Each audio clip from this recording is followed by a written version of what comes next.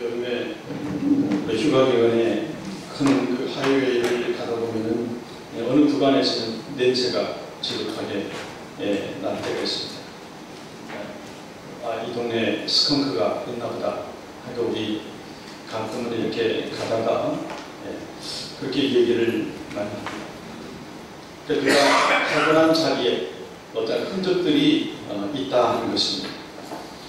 폭우와 폭소리가 기고한 자리에도 흔적이 있습니다. 또 사람과 짐승이 머물다가 간 자리에도 그렇게 또 흔적이 남아 있습니다. 특히 사람 일생을 다 마친 후에 어떤 형태로든지 흔적이 남기게 되는 것입니다. 문제는 이 형태가 무엇이냐에 따라서 그 흔적이 그대로 남는다 하는 것입니다. 그러니까 어쨌든 사람은 살면서 어떤 모양이든지 어떤 자국이든지 그 형태와 흔적을 남긴다 하는 것입니다. 오늘 사도 바울은 고린도서 2장 12절 17절에서 그리스도의 향기라고 하는 말을 합니다. 그리스도의 향기. 예수님을 비유할 때에 냄새로 비유하는 참 독특한 그런 기록을 남겨놓고 있습니다. 그리스도인의 흔적. 사도 바울은 그리스도 안에서 항상 우리를 개선 행진으로 인도하시는 하나님께서 우리를 통해서, 나를 통해서 그리스도를 아는 지식의 향기를 도처에 풍기게 하신다고 말씀하고 있습니다. 우리 그리스도인들은 하나님께 대해서 구원받은 사람에게든지 구원받지 못하는 사람에게든지 그리스도의 향기라고 말씀하고 있습니다. 그런데 어떤 사람에게는 사망의 냄새가 난다고 했고, 또 다른 사람에게는 우리가 생명의 향기가 되기도 한다고 말씀합니다. 사망과 죽음과 썩음의 향기를 내는 사람이 있고, 생명과 부활과 또 새로운 그 향기를 내는 사람도 있다 하는 거죠. 이 말씀은 우리 그리스도인들에게서 흔적의 중요성이 얼마나 크고 비중이 큰가를 우리에게 말씀하고 있습니다. 아름다운 흔적들이 있어요. 우리가 그 체육한 사람들 보게 되면 그 아름다운 그 발레리나, 그 강수진 씨를 보는데 그거가 이제 한국의 국립 그 발레리나의 그 회장이 됐더라고요. 외국에서 어렸을 때부터 자랐던 그가 너무나 아름다운 모습을 TV에 유럽에서 공연했던 것을 방영해 주고 봤습니다. 그리고 자기가 가르쳤던 제자들이 하얀 그 발레리나 옷을 입고 정말 날아가는 나비처럼 춤을 추는 걸 봤습니다. 그런데 그 인터뷰를 하는 도중에 그 발레리나 그 강수진 그 분의 발을 비춰주는데 이거는 발가락이 헤어지고 발톱이 아주 문드러져 있고 굳어져 있는 것을 봤습니다. 그 힘들고 고생하고 힘든 노력 끝에 그 땀 흘리는 수고 끝에 아름다운 한 송이의 꽃처럼 나비처럼 정말 나른 그 발레리나로 보였던 것을 봤습니다. 또 우리가 이렇게 아는 박지성 선수의 그 축구 선수 정말 유명한 그 사람의 그 발도 한번 본 적이 있습니다. 그 아름다운 명예의 전당인 영국에 가서도 그 맨체스터 유나이티드에서 그렇게 많은 사람들에게 힘을 주고 용기를 주고 승리를 했던 그도 그를 발을 보니까 정말 형편없이 보기가 참 마음이 아플 정도로 굳어있던 것을 봅니다. 그 발가락 하나에 마디가 2개, 3개씩 굳은 살이 이렇게 있던 것을 봅니다. 우리 비계 선수였던 김연아 그 선수도 볼 때에 그 발이 아름다운 그 몸매 그 이후에 있는 발을 비춰준 걸 보니까 그 발도 참 많은 고생과 그 훈련의 흔적이 있던 걸 볼 수 있었습니다. 훈련의 분량, 그 강도, 그들이 얼마나 많은 전적을 쌓았는가 보여주는 영광의 그런 흔적들이 있었습니다. 그 흔적이 결국은 자기뿐이 아니라 보는 이들로 하여금 기쁨과 감사와 그 마음에서 이 세팅하고 그 마음이 아주 승리의 기쁨으로 꿈을 주고 비전을 주는 그런 영광의 자리로 별이 있고 또 그렇게 끌어올렸던 것을 우리가 봅니다. 어떤 사람의 딸아이가 정말 심장 수술을 받았는데 그 아이가 그 여름이면 그 흉터난 것을 보이지 못하고 고민하고 그 고민을 가지고 있는 부모님이 여기에서 물어보고 저기에서 물어봐도 그 흉터는 또 다시 한번 재수할 수 없는 그런 보기가 있구나. 누구에게 혐오감을 줄 정도로 참 보기가 딱한 그 흉터는 이 아이가 그것 때문에 죽을 고비를 넘기고 자살을 시도하고 그건 아니죠. 그러나 이 아이가 그걸 일어나게 하기 위해서 그 부모가 기도와 걱정을 하면서 결국은 그 어머니의 한마디 말씀 때문에 그가 다시 밖으로 나왔습니다. 그 흉터는 바로 너가 큰 병을 이겼다고 하는 징표란다. 어린 나이에 그토록 큰 수술을 잘 견디는 것을 아무나 할 수 있는 것이 아니야. 이 아이야. 그것이 너의 생명을 살려내는 그 표시야. 그 흉터가 보기는 그렇게 이쁘게 보이진 않지만 그러나 그것은 엄마 아빠의 그리고 너의 생명이 다시 부활됐다고 하는 아름다운 흉터의 흔적이란다. 그래서 그 아이가 오히려 그 부모를 감사하고 자기 흉터를 이 생명의 흉터라고 그렇게 인식을 하고 자랑스러웠다 하는 것입니다. 어쨌든 사람이 있고 그 사람이 간 다음에는 누구에든지 이름이 있는 곳에는 다 흔적도 있어요. 그 자마이카에는요, 제가 안 가봐서 잘 모르겠지만은 그 동양 사람 중에서 모든 그 사람들 중에 특별히 그 동양 사람, 중국 사람들 보면 무조건 미스터 친이라고 부른다고 해요. 미스터 친. 나는 미스터 친이 아니고 내가 한국 사람인데도 그 사람들은 그렇게 미스터 친하고 굉장히 좋아한다고 해요. 그래서 너가 미스터 친인지 내가 중국 사람인지 어딘지 너는 모르는데 왜 그렇게 부르냐 이렇게 물어봤을 때에 많은 자마이카 사람들이 이 미스터 친이라고 하는 사람이 이 중국 음식을 하면서 엄청난 돈을 벌었다고 해요.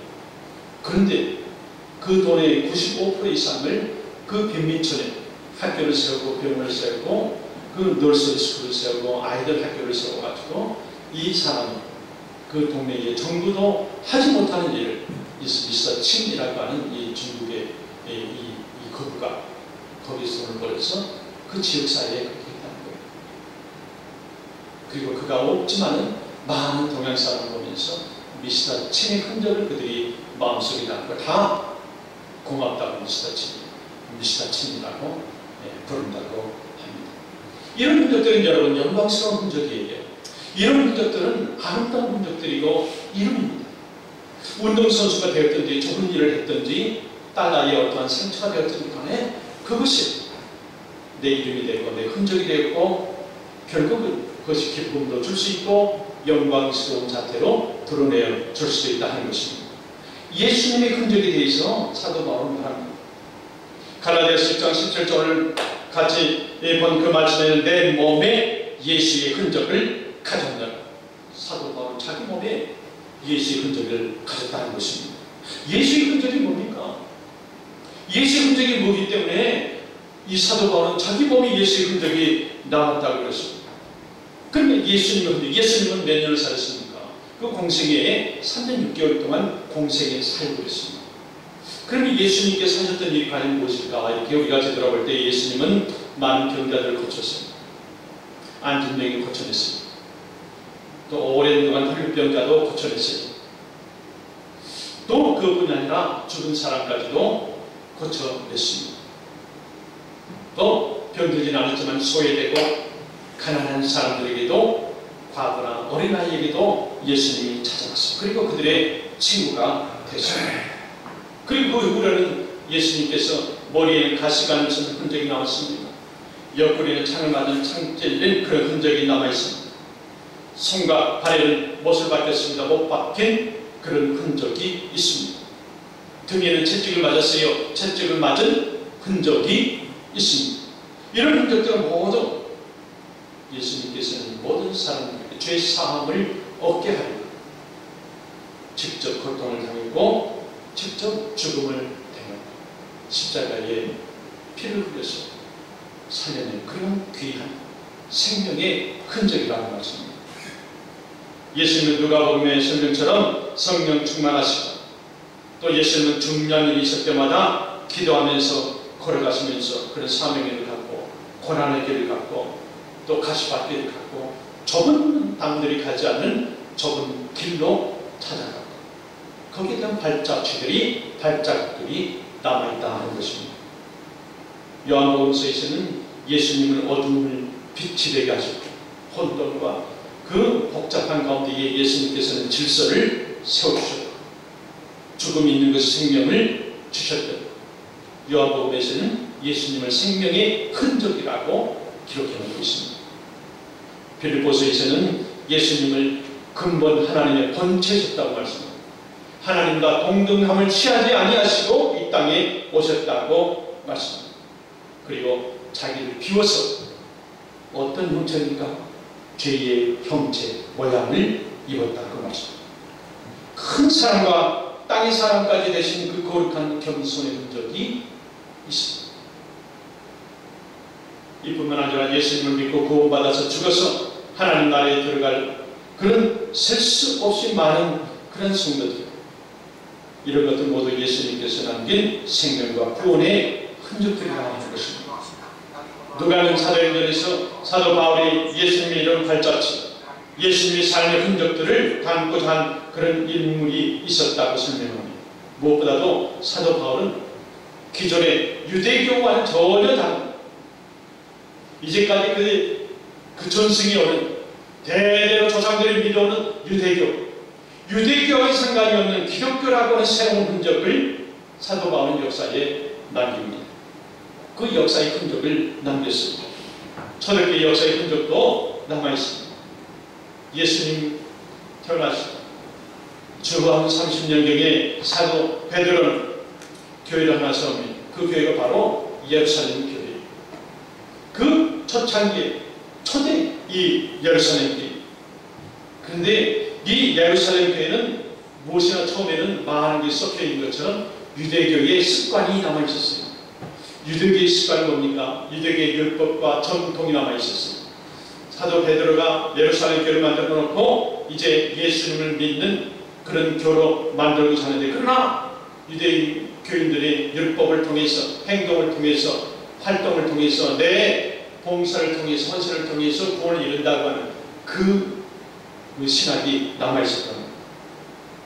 그리고 또 한편으로는 예수님을 오실 자로 예언된 메시아로 믿는, 다시 말해서 신학으로 얘기하면 유대주의적인 기독교. 유대주의적인 기독교. 참 기독교가 아니고 유대적인 기독교. 이 기독교를 세웠습니다. 이건 성경적인 기독교는 아니죠. 오직 예수님으로만이 구원 얻는다고 하는 이 말씀과 이제까지 구약의 전통을 가지고 그들이 계속해서 변화시키려고 했지만은 첫 그 만남, 기독교의 첫 시작과 유대교의 전승을 통해서 조금은 합해져 있는, 섞여져 있는 그러한 신학적인 교회, 예루살렘 교회. 다행히도 이 예루살렘 교회가 오래 가지 않았어요.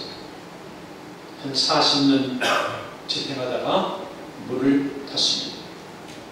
그리고 유대적인 그런 전통, 율법을 지켜야지만이 우리가 구원을 받는다고 하는 걸 다 없애버렸어요. 누가요? 사도 바울이 없앴습니다. 그리고 바나바와 사도 바울이 안디옥 교회를 쳤습니다. 그래서 이제 안디옥 교회가 최초로 초창기에 순 기독교적인 그런 교회로 시작을 하게 됐습니다.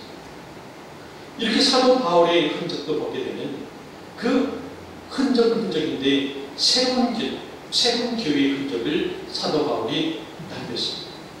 신약 성경이 남겨진 예수님과 바울의 흔적들은 오늘날 기독교가 그 쫓아가지 못할 정도로 아주 순수하고 아주 보수적인 그런 걸 만났습니다. 사도 바울의 흔적. 오늘 6장 17절에 내가 내 몸에 예수의 흔적을 가졌노라. 내 몸에 예수의 흔적. 바울의 흔적이 뭡니까? 예수님을 담아놨어요. 갈라디아 교회에 침투하는 많은 문제들이 있었습니다. 유대인들이 오긴 오는데, 교회로 오긴 오는데 뭘 가져오냐면 전통을 가져와요. 습관을 가져와요. 이렇게 해야 된다고 하는 그런 고집스러운 신앙을 가져옵니다. 율법과 전통을 그대로 가져와요. 그런데 그들이 자랑하는 것은 끝까지 주장해요. 할례의 흔적, 할례만 거듭합니다. 우리는 하나님으로부터 선택받은 민족이라고 하는 선민의식만 가지고 있어요. 이걸 과감하게 갈라디아 교회에 그 복잡했을 때에 사도 바울은 그걸 다 나눴습니다. 질서를 다 다시 교통정리를 합니다. 할례, 전통적으로 받은 그런 신앙 때문에 구원받는 게 아니고, 그것은 아니고 예수 믿어야 구원받는다고 하는 새로운 사도 바울의 신앙을 전파합니다. 이것이 바로 예수님의 흔적입니다. 우리 몸에 할례의 표가 중요한 것이 아니라 우리의 신비의 그 표, 심판, 마음속에 있는 표, 그것이 예수의 흔적이라고 강조합니다. 사도 바울이 말한 내 몸에 예수의 흔적, 두 가지를 얘기합니다. 그가 수없이 맞았어요. 수없이 매를 맞았다고 했습니다. 그 육체적인 흔적하고 또 하나는 영적으로 성화, 그리스도의 형상을 입게 되었다고 하는 그 흔적, 예수의 마음을 가졌다고 하는 그 흔적, 그래서 사도 바울의 몸에 새겨진 그 흔적을 몸에 남은 흉터도 있지만, 신기한 체험을 통한 그런 소문의 흔적도 있지만, 그 마음이 완전히 그리스도의 형상화가 되었다고 그 흔적, 흔적이 있다고. 사도 바울은 그가 쓴 모든 소식들이 항상 첫 그 속에 뭐라고 씁니까? 그리스도의 종 나 바울, 그리스도의 노예 나 바울, 이렇게 속에 항상 시작합니다. 노예나 종은 뭡니까? 당시의 노예들은 몸에 주인이 새긴 그 화인을 맞습니다. 어떤 사람은 가축들처럼 인두로 지짐을 받고 색을 빠져요. 그런 흔적을 가지고 있어요. 왜 그러냐면 노예에게는 아무 주권이 없다는 것입니다. 너의 몸에 인지를 받는 그 사람이 하라는 대로 하는 것입니다. 너 생명은 너에 있는 것이 아니라, 종에게 너에 있는 것이 아니라 너를 산 주인에게 있다는 거예요. 다시 말해 사도 바울의 흔적은 예수 그리스도의 종 나 바울. 다시 말해서 나는 사도 바울, 나는 아무것도 아니다. I am nobody. 나는 belong to Jesus Christ. 나는 예수님께 속한 사람이지 내 아무것도 나는 할 수도 없고 하도 안 된다는 것입니다. 내 몸에 예수의 흔적, 그리스도의 형상이라고 하는 두 가지를 그가 갖고 있습니다. 첫째는 바울이 즐겨 쓴 이 그리스도의 노래, 바울의 그 예수님을 향한 운명적인 그 사랑, 나는 당신의 노예입니다. 나는 종입니다. 둘째로는 그 사람은 낡아지나 우리의 속사람은 날로 새로워진다고 하는 바울의 그 마음속 깊은 곳에 신비에 새겨진 그 그리스도의 형상. 그리스도의 형상은 뭡니까? 예수님을 닮았다는 것입니다. 예수님의 생각을 그대로 자기 몸에 모래 위에 물을 부으면 다 스민 것처럼 예수로 남은 완전히 내 자신은 옷해졌다 하는 것입니다. 예수님의 형상, 그리스도의 노예, 예수의 종 된 나 바울은, 이것이 모두 다 바울이 가지고 있는 예수님의 흔적들입니다. 그런 흔적을 찾아야 되는데, 그 예수의 흔적이 오늘날 우리 교회가 그 예수의 흔적이 남아있어야 됩니다. 내 자신의 예수님 흔적이 남아있어야 돼요. 내 사역에 예수님 흔적이 남아있어야 됩니다. 오늘 사도 바울은 정말 특별하게도 재미있는 표현 아닙니까? 스멜, 냄새로 그리스도인들을 선택했습니다. 냄새. 15절 한번 같이 한번 볼까요? 15절 보면 우리는 구원 얻는 자들에게나 망하는 자들에게나 하나님 앞에서 그리스도의 향기니 그랬습니다. 그리스도의 향기. 예수 냄새가 나는 사람이 예수 사람이라는 거예요. 예수 믿는다고 하면서 예수 냄새가 나지 않고 예수 향기가 나지 않고 예수에 대한 게 한마디도 없다고 그러면 그건 예수의 사람이 아니야. 다시 말해서 크리스찬이 아니라 너는 크리스찬이다. 너는 크리스찬. 사도 바울은 전쟁에서 승리하고 돌아온 로마 제국 군대가 큰 신전, 주피터 신전 그 앞에 승전을 기념하고 향을 피우고 하는 그 장면을 보면서 그가 이 글을 쓰고 14절에 항상 우리를 그리스도 안에서 이기게 하시고 우리로 말미암아 각처에서 그리스도를 아는 냄새를 나타내시는 하나님께 감사하노라. 승리의 향을 피우는 이 로마 장군들처럼 죄와 사망을 주무기로 싸움을 걸어오는 그 악한 세력들을 물리치고 구원과 영생을 베푸시는 예수 그리스도의 승리, 그 승리가 거룩한 향기고 예수의 향기라고 하는 것입니다. 그 향기가 지금 사도 바울의 모든 언행 가운데서 풍겨나오고 있다 하는 것입니다.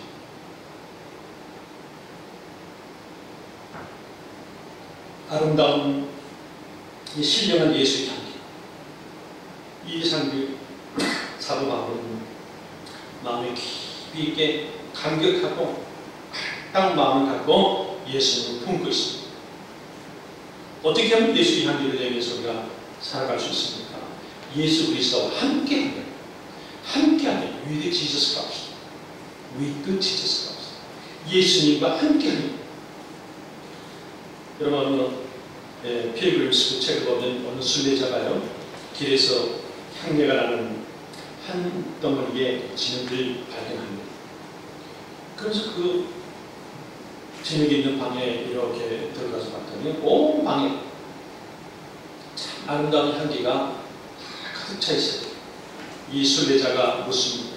참 궁금했어요. 이 진흙덩이가 왜 이렇게 향기가 난가 이렇게 봤더니 그 진흙덩이에는 백합이 있었어요. 백합의 향기가 진흙과 같이 함께 있었어요. 진흙에 그 불과했던 이 흙덩어리 한 동안에 거기에 백합이 들어가니까 놀라운 향기가 나왔다는 것입니다. 아무것도 아닌 불면 날아가는 먼지와 같은 것들이 이 흙의 존재가 거기에 백합이 들어가니까 향기가 묻히니까 이 진흙덩어리 자체가 아름다운 꽃향기를 냈다는 것입니다. 진흙 속에 배어있는 이 백합의 향기, 예수 그리스도께서 우리와 함께 있기만 하면, 우리와 함께 주님께서 동행하시기만 하면, 우리가 어디를 향하고 누구를 만나고 무엇을 하는지 간에 우리에게 예수의 향기가 피어난 줄 믿습니다. 아무리 즐거울 것 같은 인생이라도 그 안에 예수님만 계시면 우리의 생명이 살아있는 생명이 되고 향기로운 인생의 생활을 할 수 있다는 것입니다. 존 웨슬리는 성찬을 통해서 예수님의 향기를 본다고 했습니다. 그래서 성찬은 은혜의 통로다. 그래서 이 존 웨슬리 얼마나 아름다운 말입니까? 예수님이 마지막 만찬을 했던 그 만찬을 기념하는 그 자체가 은혜의 통로요 예수 향기의 통로라고 그가 말합니다. 우리가 많은 일들을 하지만 우리 자체에서 예수 냄새가 나지 않으면 그 수고가, 그 봉사가, 그 우리에게 베푸는 그 친절, 그 도움이 아무런 씨를 맺지 못하는 열매를 맺지 못하는 아무것도 아닌 존재와 같이 된다는 것입니다. 찬송신 아이다 규베라고 하는 사람은 이 진리를 깨달았습니다. 찬송 89장에 보게 되면 샤몬의 꽃 예수, 그가 이 진리를 깨닫고 나서 그가 글을 써서 그리고 찬송곡으로 내었습니다. 나의 마음이 거룩하고 아름답게 비서서 샤몬의 꽃 예수, 내 생명이 참 사랑의 향기로 간대마다 풍겨나게 하소서.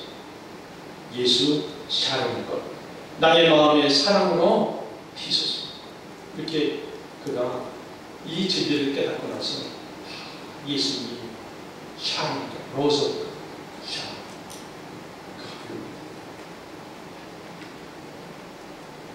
우리가 뭐 이런 얘기를 한번 해봤으면 좋겠어요. 조금은 우리가 숫자가 작아서 어색하지만 여러분이니까 한번 하십시다. 우리 가족이니까. 장로님, 권사님, 또 집사님, 전도사님, 목사님한테 꽃내음이 나네요.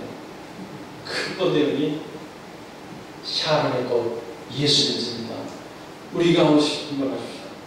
간단하게 목사님, 사모님 꽃을 그리면서 꽃내음이 납니다. 예수님의 향기가 납니다. 우리 같이 한번 어색하죠? 어색한데 귀한 겁니다. 이 여자들 결혼하지 않을 때 처녀들은 얼굴이 붉어질 거예요. 예, 항상 다리 어디 앉아도 다리를 모아앉고 그렇잖아요.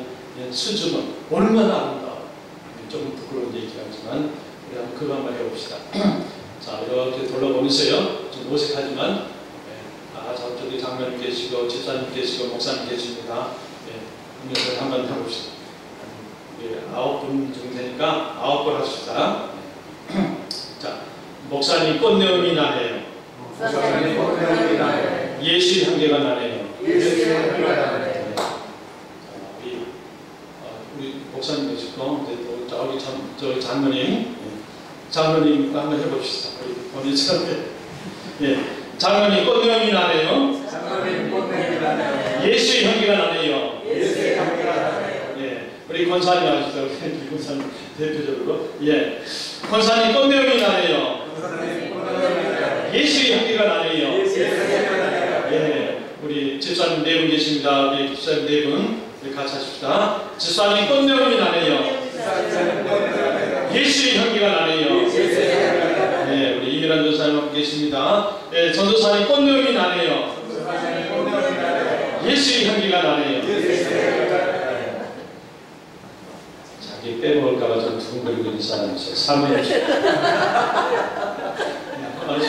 사모님 꽃내음이 나네요. 예수의 향기가 나네요. 우리 모두에게 예수의 향기가 난 줄 믿습니다. 다 같이 기도하십시다.